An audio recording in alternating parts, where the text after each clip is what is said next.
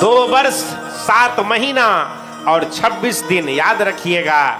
2 वर्ष 7 महीना और 26 दिन इस रामायण ग्रंथ को लिखने में लगा था। किनको लगा था?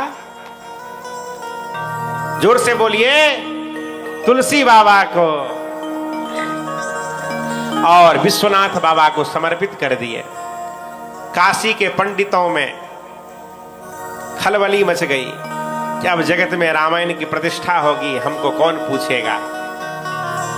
तुलसीदास जी बोले, जैसे आपका मन मानता हो वैसे कर लीजिए। बोले, बाबा विश्वनाथ के मंदिर में 4 वेद, 6 शास्त्र, 18 पुराण रखा जाए, रामायण सबसे नीचे हो, और यह रामायण अगर सबसे ऊपर आ जाएगी तो मान लेंगे कि यह सबसे महान ग्रंथ है। राजा के सामने में बाबा विश्वनाथ के मंदिर में रामायण को नीचे और सभी ग्रंथों को ऊपर, वेद सबसे ऊपर रखा गया।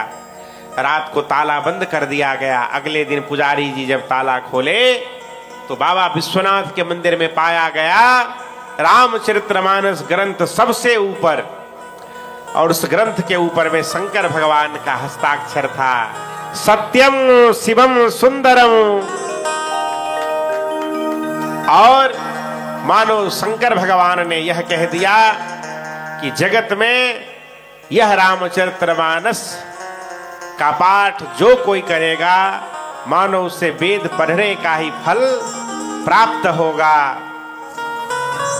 काशी के सबसे बड़े विद्वान थे उस समय में आचार्य पंडित मधुसूदन सरस्वती जी महाराज। उन्होंने सोने के सिंहासन पर रामायण ग्रंथ को रख करके और काशी में घुमाया,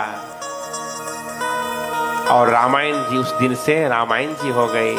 ये रामचरितमानस भाई भाई का प्रेम, पुत्र पिता का प्रेम, बेटा मां का प्रेम, हमें निज धर्म पे चलना सिखाती रोज रामायण, हमें शुभ आचरण करना सिखाती रोज रामायण।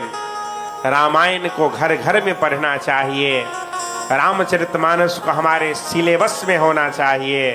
वो दिन दूर नहीं जब हमारे भारत के यशस्वी प्रधानमंत्री नरेंद्र जी मोदी हमारे सिलेबस में शामिल करेंगे। इस पे भी विचार चल रहा है कि इस रामचरितमानस को हमारे स्कूल में बाल बच्चों के किताब के पाठ्यक्रम में शामिल करके नित्य पढ़ाया जाए। इस पे भी विचार विमर्श हो रहा है और एक दिन यह साकार होगा।